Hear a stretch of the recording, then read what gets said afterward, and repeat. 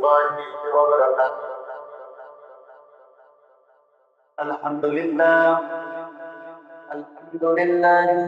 رب العالمين وعافة للمتقين، والصلاة والسلام على سيدنا أشرف الأنبياء والمرسلين وعلى آله وأصحابه أجمعين. فقد قال الله تبارك وتعالى في كلامه المجيد وفي قرآنه الحميد. أعوذ بالله من الشيطان الرجيم. بسم الله الرحمن الرحيم. وأيوب إذ نادى ربه أني مسني الضر وأنت أرحم الراحمين. وقال النبي صلى الله عليه وسلم: أشد الناس بلاء الأنبياء ثم الأمثال فالأمثال، يبتلى الرجل على حسب دينه، فإن كان في دينه صلابة فإن في بلاء. وقال الله تعالى في شان حبيبه ومعشوقه: إن الله وملائكته يصلون على النبي يا أيها الذين آمنوا صلوا عليه وسلموا تسليما. اللهم صل على سيدنا محمد النبي وعلى آله وسلم تسليما. আমরা মহান মালিকের শুকর আদায় করছি যে রমজান কাবা আমাদেরকে সুস্থতার মতো নিয়ামত দান করে আল্লাহর ঘর মসজিদ আসার তৌফিক দান করেছেন। আমরা সেই মহান মালিকের শুকর আদায় করছি আলহামদুলিল্লাহ। যতদূর সালাম পেশ করছি সাইয়্যিদুল মুরসালিন খাতামুন নবিয়্যিন আমার আপনার নবী তো জাহানের কান্ডারি জনাব মুহাম্মদ রাসূলুল্লাহ সাল্লাল্লাহু আলাইহি ওয়াসাল্লাম। সম্মানিত মুআজ্জাজ মুহতারাম, আল্লাহ তাআলা যুগে যুগে অসংখ্য নবী রাসূল প্রেরণ করেছেন। এই নবী রাসূল দুনিয়ার মানুষের পথপ্রদর্শক। বিশ্ব নবী জনাব মুহাম্মদ রাসূলুল্লাহ সাল্লাল্লাহু আলাইহি ওয়াসাল্লাম সর্বশেষ নবী। আর আমার আপনার নবী যখন আরবের মুখে মক্কার জমিন দিয়ে দাওয়াত দিতে লাগলেন, তখন বিভিন্ন সমস্যার সম্মুখীন হতে লাগলেন।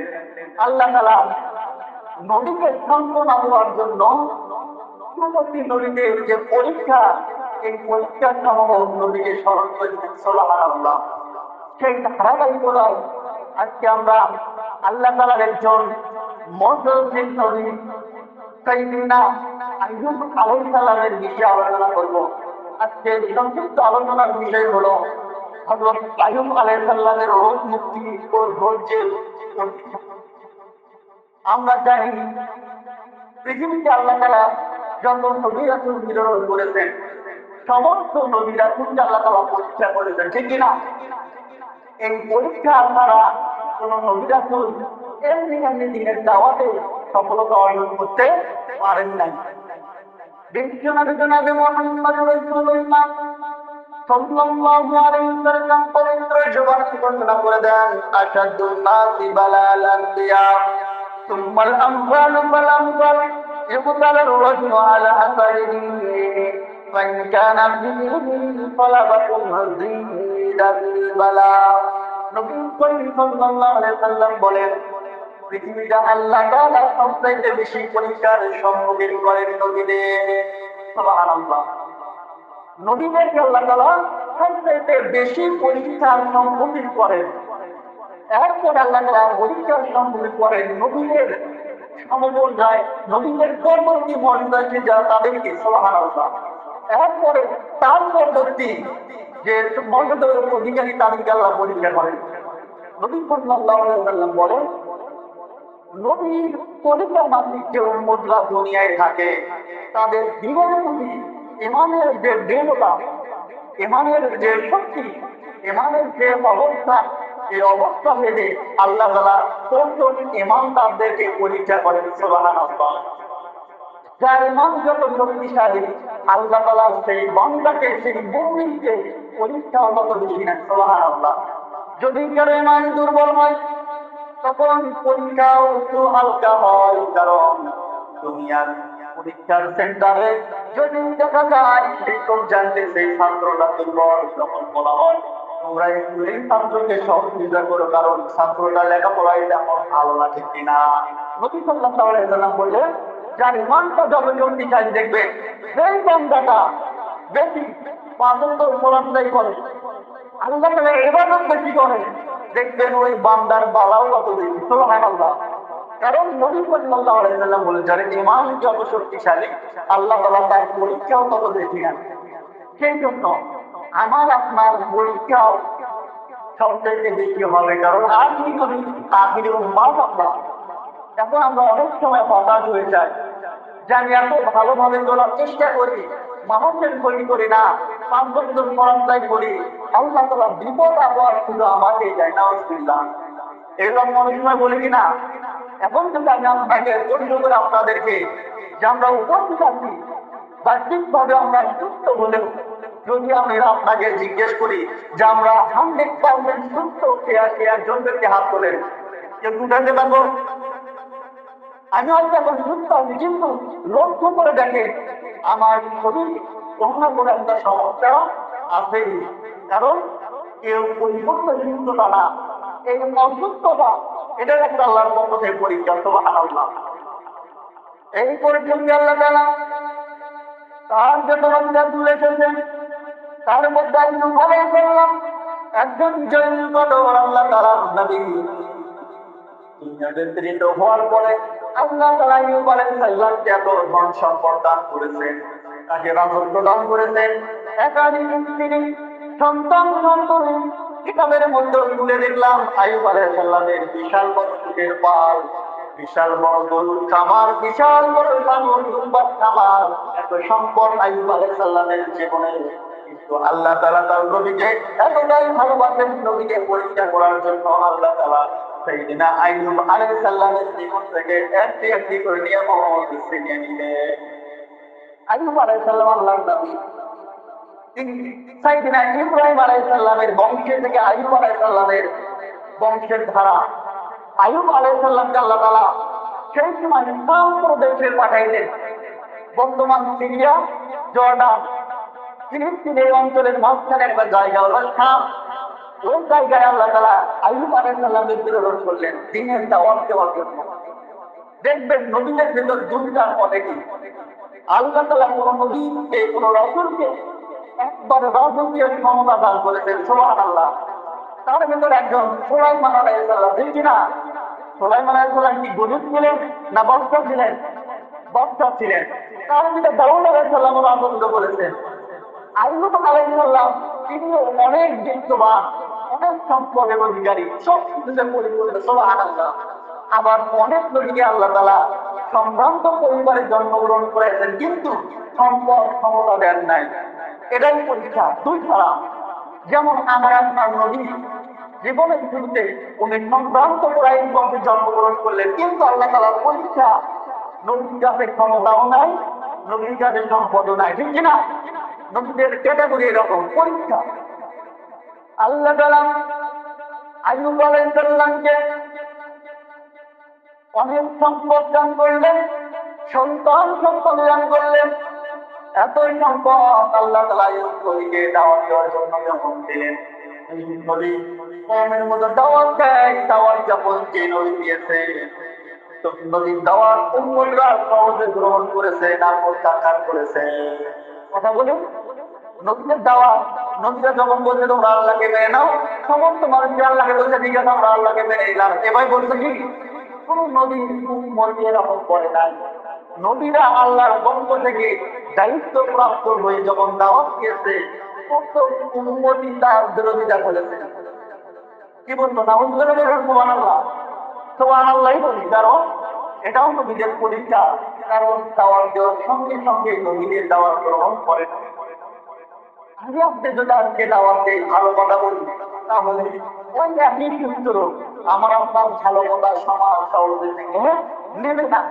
আমি যদি ইমানদার হই, আমি যদি নবীর তরিকে মানি চলি, আমাদের নেতৃত্ব দেওয়ার চেষ্টা করি, আমাকে ওর মানুষ সহজভাবে মেনে নেবে না, আমার বিরুদ্ধাচরণ করবে, বিভিন্ন বিভিন্ন প্রকার বিপদের মধ্যে আমাকে খেলবে, আপনাকে ফেলবে। এটা মুমিনের পরীক্ষা। আপনার আমার ইমান যত শক্তিশালী হবে, এখনো আপনার আমার পরীক্ষা, বিপদ আপদ আল্লাহ তত বেশি দেবে। আইয়ুব আলাইহিস সালামের নিকট খবর আসলো, আল্লাহর নবী আইয়ুব, তোমার তো সারার পথ ধ্বংস হয়ে গেছে। আইয়ুব আলাইহিস সালাম বললেন, আল্লাহ তাআলা দান করেছেন, আল্লাহ তাআলা করেছেন। ধীরে ধীরে তারপর খবর আসলো সূর্যের পর বিশাল খামার নষ্ট হয়ে ধ্বংস হয়ে গেছে, একটাও তো অবশিষ্ট নাই। আইয়ুব আলাইহিস সালাম আল্লাহর প্রশংসা করলেন, শুকরিয়া আদায় করলেন, কারণ উটের ফলের মালিক আমি না, আমার আল্লাহ তাআলা আমাকে দিয়েছে, আমার দিয়েছে। এরপর তার সন্তান ছেলে একে একে সময় মারা গেলেন। আল্লাহু আকবার। অনেক পিতা যে সন্তান মারা গেছে, কোনো কষ্ট, আল্লাহর নবীর একজন, আল্লাহর নবী জানেন কদর নবী, সন্তান সবগুলো এদিকে মারা গেল। এখন বলুন তো, যদি সন্তান মারা যায় একের পরে একজন নামাজি ব্যক্তি আল্লাহর নবী, সমাজকে তাকে কি করবে? কটাক্ষ করবে না? অবশ্যই কটাক্ষ করবে, যে সে নাকি আল্লাহর নবী, এত সম্পদ, এত কিছু, ধীরে ধীরে তার সব চলে যে সন্তান সব মারা গেল। আমার আপনার নবীর সন্তান যখন মারা যায়, তখন কুরাইশরা বলাবলি করলো, মুহাম্মদ সাল্লাল্লাহু আলাইহি ওয়াসাল্লাম আল্লাহ শিকড় কাটা লেন কাটা, সে নবী, তার সন্তান নাই, সে সন্তান নাই, সবাই মারা গেল। আইয়ুব নবীর সন্তানরা সব মারা গেল, সমস্ত সম্পদ ধ্বংস হয়ে গেল। আইয়ুব নবীর অর্থ এক পর্যায়ে তার সমস্ত সম্পদ যখন শেষ হয়ে গেল, গরিব হয়ে গেল, আইয়ুব নবী এক মুহূর্তের জন্য নিষ্পীড়িত হন। সুবহানাল্লাহ। আল্লাহ তাআলা সেই কথা কোরআনের মধ্যে সাত নম্বর আয়াতে ঘোষণা করে দেন, লাইন শাকারতুম লাযিদান্নাকুম ওয়া লাইন কাফারতুম ইন্না আযাবি লাশাদীদ। আল্লাহু আকবার। যদি তোমরা শুকর আদায় করো, আমি আল্লাহ তাআলা নিয়ামতের শুকরিয়ার জন্য তোমাদের নিয়ামতকে আমি বৃদ্ধি করে দেব। আর যদি নিয়ামত পাওয়ার পরে শুকর আদায় না করো, তাহলে নিয়ামত তো আমি আল্লাহ তাআলা ছিনিয়ে নেব। অবশ্যই আমি আল্লাহ তাআলা তোমাদেরকে কঠিন আযাবের মধ্যে দিতাম। আল্লাহর নবী আইয়ুব আলাইহিস সালাম তো নবীর নিয়ামতের শুকরিয়া আদায় করতেছে, তারপরে কিন্তু নিয়ামত চলে যাচ্ছে। তার মানে মুমিনের করে যখন নিয়ামত চলে যাবে, বিপদ আসবে, মুমিনকে বুঝতে হবে আমার নিয়ামত কমে যাচ্ছে না, আল্লাহ তাআলা আমাকে পরীক্ষা দিচ্ছে। পরীক্ষার সময় যদি আমি আল্লাহ তাআলার শুকর আদায় করতে পারি, আল্লাহ তাআলা অবশ্যই এক সময় পরীক্ষার ফলাফল উত্তীর্ণ করে আমাকে আল্লাহ তাআলা নিয়ামত বৃদ্ধি করে দেবেন। সুবহানাল্লাহ। আইয়ুব আলাইহিস সালাম শুকরিয়া আদায় করলেন।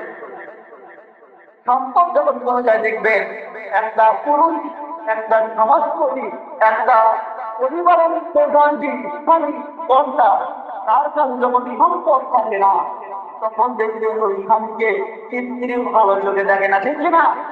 সন্তানরা ভালো চোখে দেখে না, বাবা আমাকে খরচা দিতে পারে না, বাবা আমাকে খরচ দিতে পারে না। ওই মানুষটা যখন পরিবারের কাছে বোঝা হয়ে যায়, স্ত্রীরাও একে একে চলে গেল, কারণ সম্পদ নাই। আজকেও দেখেন সমাজের শ্যাম চিত্র, আজকে পুরুষ মানুষ তার সংসারকে চালানোর জন্য হালালকে হারাম মনে করতেছে না, হারামকে হালালের কোনো পথ দিচ্ছেন নাই। হালাল হারাম দেখার সময় নাই, আমাকে ইনকাম করতে হবে, আমার স্ত্রী সন্তানকে সুখে রাখতে হবে। একজন পুরুষ মানুষ এই টার্গেট দিয়ে তার জীবনের সর্বোচ্চ বিলীন করে দিচ্ছে। এই স্বামী যখন এত পরিশ্রম করে স্ত্রীর মুখে খাবার তুলে দেয়, সন্তানের মুখে খাবার তুলে দেয়, তখন এই স্বামী অসুস্থ হয়ে যায়। বাংলার জমিনে পর্যন্ত স্বামীকে রেখে স্ত্রী চলে গেছে পুরুষের সাথে, সন্তানরা বাবাকে ছেড়ে দিয়েছে, সন্তানরা মাকে ফেলে দিয়েছে, কারণ মা অসুস্থ, বাবা অসুস্থ, সম্ভব নয়। এই অসুস্থ বাবাকে আর রাখা যাবে না, নাউজুবিল্লাহ। এটা বড় পরীক্ষা। এখান থেকে পয়েন্ট আউট করেন, আমি আপনি যে সন্তানের জন্য, যে সম্পদের জন্য, যে স্ত্রীর জন্য জীবনটা বিলীন করতেছি, আজকে আমি আপনি যদি একটা কঠিন বিপদের মধ্যে পড়ি, এই স্ত্রীর সন্তান কি আমার পাশে দাঁড়াবে? এটা প্রশ্ন। তাহলে আমাকে চিন্তা করতে হবে, আমার আখের, আমার আমল, আল্লাহর সাথে যোগাযোগ, আল্লাহর শুকরিয়া আমাদের আদায় করে আমার পথ আমাকে বাছাই করতে হবে। ওই স্ত্রী সন্তান আমার কবরে যাবে না। বিপদের সময় যদি দুনিয়াতে ছেড়ে যায়, আখিরাতের ময়দানে সন্তান পিতার কাছে আসবে না, এটাই বাস্তবতা। স্ত্রী তার স্বামীকে পরিচয় দেবে না, এটাই বাস্তবতা। সম্মানিত মুআজ্জাম মুহতারাম, আইয়ুব আলাইহিস সালামের কাছ থেকে সমস্ত সম্পদ চলে গেল, কৃষির জমি শেষ হয়ে গেল, ফসল পুড়ে নষ্ট হয়ে গেল, গরুর পাল, উটের খামার ধ্বংস হয়ে গেল, সন্তান গুণ একে একে মারা গেল। স্ত্রীরাও বিদায় নিচ্ছে। এই মন আইয়ুব আলাইহিস সালামের শরীরের ভেতর কঠিন রোগ দেখা দিল। আল্লাহু আকবার। কিতাবের মধ্যে নির্দিষ্ট কোনো রোগের কথা বলা হয় নাই, কিন্তু মুফাসসিরিন বলতে অনেকে তুচ্ছ রোগের কথা বলছে। শরীর আস্তে আস্তে উঠে যেতে শুরু করলো, পোড়া উঠে গেল। পুরো শরীর যখন অসুস্থ আক্রান্ত, এক পর্যায়ে দুর্গন্ধ ধরে গেল, স্ত্রীরা সব চলে গেল। কিতাবের মধ্যে দেখা এসেছে একমাত্র স্ত্রী, যার নাম হলো রাহমা আলাইহিস সালাম, আইয়ুব আলাইহিস সালামের স্ত্রী, তিনি স্বামীর খেদমত করার জন্য থেকে গেলেন। আমরা যাকে বলি বিবি রহিমা, আসলে কিতাবের মধ্যে আছে বিবি রহমা, যিনি সাইয়েদনা ইউসুফ আলাইহিস সালামের বংশধর। অনেকে বলছেন ইউসুফ আলাইহিস সালামের কন্যা, আবার বলেছেন ইউসুফ আলাইহিস সালামের পুত্রের কন্যা। এরকম মতামত আছে। বিবি রহমা আইয়ুব আলাইহিস সালামের খেদমতে ফিরে গেলেন। আইয়ুব আলাইহিস সালাম সমস্ত কিছু হারালেন, পুরো শরীর রোগাক্রান্ত হয়ে পড়ে গেল। এক পর্যায়ে পুরো শরীর জিহ্বাটা হয়েছিল, তিনি ওই জিহ্বাকে আল্লাহ তাআলা জিকির করতেন। সুবহানাল্লাহ। জিকিরের রত সমাজের মানুষ আইয়ুব আলাইহিস সালামকে আর মূল্যায়ন করে না। দুর্গন্ধ যখন ছড়ে গেল, বলল না না, এখানে আর বসবাস করা যাবে না। আইয়ুব আলাইহিস সালামকে একটা নির্জন জায়গায় রেখে দেওয়া হলো। তার কাছে মানুষ চায় না, কেউ আর চায় না। এখানে প্রশ্ন হলো, যেই মানুষ যিনি নবী, আল্লাহ তাআলা সম্পদ, সম্মান, জগতের সমস্ত কিছু দিলেন, আবার সব কিছু কেড়ে নিলেন, সমাজ তারপরে মুখ দিয়ে দিল, একা একা এক নির্জন জায়গায় ফেলে দিল। আমার আপনার অবস্থান কিন্তু এরকম হবে। কারণ আমি আপনার জন্য চিন্তা করি, মুমিন জগতের যদি আমি জীবন যাপন করি, আমার জীবনের সমস্ত কিছু হবে, সন্তান সন্ততি, এর জন্য আমার সম্পদ, পরিবারের সবকিছু আমি সুন্দরভাবে পরিচালনা করতেছি। যখন আমার কাছে আসবে, এই সন্তান সন্ততি সব কিছু থাকবে, আমি আপনি কিন্তু নির্জন কবরস্থানে চলে যাবো, ওখানে আমার আপনার পাশে কেউ থাকবে না। আল্লাহ তাআলার এই পরীক্ষার কথাগুলো মুমিন সবসময় মাথায় রাখে, স্মরণ করে, চিন্তা করে। আইয়ুব আলাইহিস সালাম তখন ওই নির্জন জায়গায় বসে তিনি জিকির করতে শুরু করলেন। এক পর্যায়ে শরীরের অসুস্থতা এই পোকাগুলো জিহ্বায় ধরে গেল। আইয়ুব আলাইহিস সালাম এক মুহূর্তের জন্য অভিযোগ করেন নাই, আল্লাহর কাছে বলেন নাই, আল্লাহ কেন আমাকে অসুস্থতা দিলেন, কেন আমাকে এত পরীক্ষা করতেছেন। তিনি সবসময় আল্লাহ তাআলা শুকর আদায় করতেন। সুবহানাল্লাহ। নবীর ইমান কত শক্তিশালী দেখেন। অসুস্থ, এত অসুস্থ, এটার মধ্যে আছে সমস্ত 18 বছরে একটানা অসুস্থ। এখন আমার আপনার 2-3 দিন যদি জ্বর হয়, আমি আপনি হতাশ হয়ে যায়, আল্লাহকে অনেক সময় বিদ্রোহ করি, আল্লাহ আমাদের সুযোগ দেয় না, আল্লাহ আমাদের সুযোগ দেয় না। এই বিপদ পরীক্ষা নবীকে করেছেন যারা দুনিয়ার শ্রেষ্ঠ মানবী, তাহলে আমি আপনি যদি একটু আল্লাহর মধ্যে চলা শুরু করি, ইমান নিয়ে থাকি, তাহলে আল্লাহ তাআলা আমাকে আপনাকে এমনি ছেড়ে দেবে না, পরীক্ষা করবেন। আর এই পরীক্ষার জন্য মুমিনকে সবসময় প্রস্তুত থাকতে হবে, ঠিক কিনা?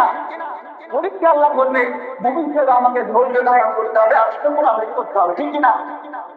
আইয়ুব আলাইহিস সালাম যখন জিহ্বায় পোকা ধরে গেল, আল্লাহকে ডাকতে পারেন না। এই মুহূর্তে আইয়ুব আলাইহিস সালাম দোয়া করলেন, যে দোয়াটা আল্লাহ তাআলা কোরআনের মধ্যে রেকর্ড করে দিয়েছেন। সুবহানাল্লাহ। সূরা আনবিয়ার ভিতর 83 নম্বর আয়াতের মধ্যে আল্লাহ তাআলা ঘোষণা করতেছেন যে দোয়াটি আইয়ুব আলাইহিস সালাম আল্লাহর কাছে করেছিলেন, সরাসরি কোনো দোয়া করেন নাই, কোনো ইঙ্গিত দিয়ে দোয়া করেছে। আল্লাহ তাআলা বলেন تبارك وتعالى في كلامه المجيد بسم الله الرحمن الرحيم وأيوب إذ نادى ربه أني مسني الضر وأنت أرحم الراحمين الله أكبر আল্লাহ বলেন আমি স্মরণ করে আইয়ুব আলাইহিস সালামের কথা।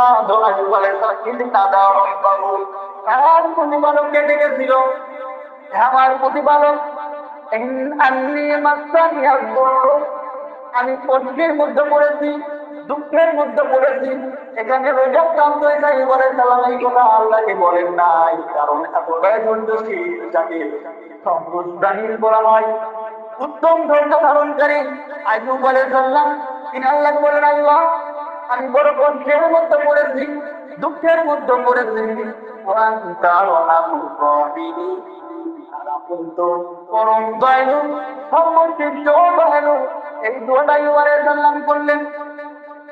আল্লাহ তাআলা জন্য দোয়া করে, এই দোয়ার সঙ্গে সঙ্গে আল্লাহ কবুল করেন। সুবহানাল্লাহ। এখানে একটা গুরুত্বপূর্ণ মেসেজ হলো, উনি সরাসরি বলতে পারেন, আল্লাহ আমি আপনার নবী, আমাকে এতটা অবাক্রান্ত করেছেন, অসুস্থ করেছেন, আমাকে সুস্থ দান করে। আইয়ুব আলাইহিস সালাম এই দোয়া করেন নাই।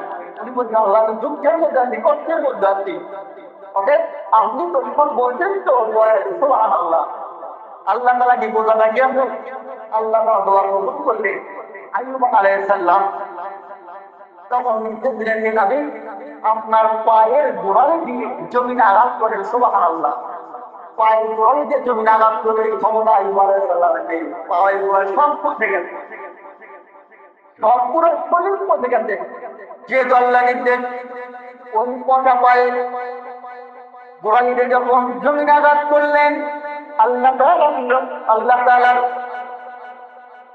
পক্ষ থেকে জিবরাইল আলাইহিস সালাম জানাই দিলেন, ওই পায়ের গোড়ালির আঘাতে জমিন থেকে সুন্দর ঝর্ণার পানি চলে আসলো। ওই পানিটা আইয়ুব আলাইহিস সালাম পান করলেন এবং গোসল করলেন। পান করার সঙ্গে সঙ্গে আইয়ুব আলাইহিস সালামের পুরো শরীর, সমস্ত শরীর সুস্থ হয়ে গেল। সুবহানাল্লাহ, আল্লাহু আকবার। কারণ আল্লাহ তাআলা পরিশুদ্ধ দান করার মালিক, আল্লাহ তাআলা সম্পদ দান করার মালিক, ঠিক কিনা? এটা আমাকে আপনাকে এই চিন্তা, এই বিশ্বাসে ইচ্ছা রাখতে হবে যে আল্লাহ তাআলা আইয়ুব আলাইহিস সালামের পুরো শরীরটা জলদিত করেছেন, রোগাক্রান্ত, ওই আল্লাহ তাআলার রহমতে পুরো শরীর ভালো হয়ে গেল। সুবহানাল্লাহ। আইয়ুব আলাইহিস সালাম সুস্থ হয়ে গেলেন। ধীরে ধীরে তার সমস্ত সম্পদ আল্লাহ ফিরে দিলেন, মৃত সন্তান গুলোকে ফিরে দিলেন, এবং কোরআনের মধ্যে আল্লাহ ঘোষণা করে দিয়েছেন, আইয়ুব আলাইহিস সালামের যা কিছু ছিল নিয়ামত, আমি আল্লাহ তাআলা এই নিয়ামতটা বৃদ্ধি করে দিলাম। সুবহানাল্লাহ। তাহলে এখান থেকে শিক্ষা হলো, আল্লাহ তাআলা আমার থেকে আপনার থেকে পরীক্ষা করে যা কেড়ে নিয়েছে, এর জন্য হতাশ হওয়া যাবে না, এর মধ্যে যে সুখী আদায় করতে হবে। ওই আল্লাহ তাআলা যদি আমার সম্পদের ঘাটতি করায়, আমার থেকে সম্পদের হানি হয়, আমার সন্তান চলে যায়, ওই আল্লাহ তাআলা এর চাইতে বেশি আমাকে আপনাকে দিতে পারেন, ঠিক কিনা? সেই জন্য ভরসা করতে হবে আল্লাহর উপর। আল্লাহর পরীক্ষার সময় সুখী আদায় করতে হবে। সম্মিলিত মহান এখানটা আমাদের মূল মেসেজ হলো, বিপদ যখন আসবে, রোগ ব্যাধি যখন আসুক, আমরা হতাশ হব না, আমরা শুকর আদায় করবো আল্লাহ তাআলার জন্য। কারণ শুকরিয়া আদায় করলে আল্লাহ তাআলা নিয়ামত বৃদ্ধি করবে, ঠিক কিনা? আর এমন নয় পরীক্ষা ছাড়া কোন মুমিন জান্নাতে প্রবেশ করতে পারবে না। আমি আপনি কোন আলোচনা বিষয় যে আমি কি ঈমান আনলাম আল্লাহর প্রতি, আর আল্লাহ তাআলা বলবেন যাও বান্দা জান্নাতে যাও, এমন নয়। প্রত্যেক মুমিনকে আল্লাহ পরীক্ষা করবে। আমি আপনি যে অবস্থানে আছি, আমার ঈমানের যেমন শেষ, ঈমানের যেমন অবস্থা, এই অবস্থা অনুযায়ী প্রত্যেক মুমিনকে আল্লাহ তাআলা পরীক্ষা করবে। এখান থেকে আমিও মুক্ত নয়, আপনিও মুক্ত নয়। পরীক্ষা দেওয়ার পরে তারপরে আপনাকে জান্নাত। সুবহানাল্লাহ। কারণ কোন ছাত্র যদি যত ভালো স্টুডেন্ট হোক, পরীক্ষা যদি না দেয়, এই ছাত্র কি উত্তীর্ণ হবে? কখনোই উত্তীর্ণ হবে না। তাহলে আমি আপনি কোন কোয়ালিটির মুমিন, এই বিচারে আল্লাহ তাআলা আমাকে আপনাকে পরীক্ষা করে, এখনো পরীক্ষা করবে, কেমন পর্যন্ত ইমানদার আছে তাদেরকে পরীক্ষা করবে। অতএব এই পরীক্ষার কোনো হতাশ হওয়া যাবে না। এমন হতে পারে পুরো সমাজ, পুরো গোত্র আপনার আমার বিরুদ্ধে যেতে পারে, ঠিক কিনা? কারণ এটাও নবীদের থেকে শিক্ষা। একজন নবী, একজন মুমিনের পক্ষে, মুমিনের বিরুদ্ধে পুরো সমাজ গেছে, পুরো গোত্র গেছে, একজন মুমিন একা, ঠিক কিনা? এরকম মুমিনরা কাফিরের বিরুদ্ধে একত্র হয়, কোন মুমিনের বিরুদ্ধে মুমিন একত্র হতে পারে না, ঠিক কিনা? বুঝতে হবে, যদি আপনার এরকম পরিচয় পারে বুঝতে হবে আল্লাহ তালা আমার ইমান কিছু হলেও গেছে, তাদেরকে প্রার্থনা আছে, এই জন্য আল্লাহ তালা আপনাকে পরীক্ষার মধ্যে ফেলেছে। সম্মানিত মহাজন মোনারা, আল্লাহ তালা এই কঠিন মুহূর্তগুলো পরীক্ষার সময় ধৈর্য ধারণ করে নবীদের শিক্ষা, নবীদের যে হিকমত, সেগুলো আমাদেরকে ধারণ করে পরীক্ষায় উত্তীর্ণ হওয়ার তৌফিক আল্লাহ আমিন।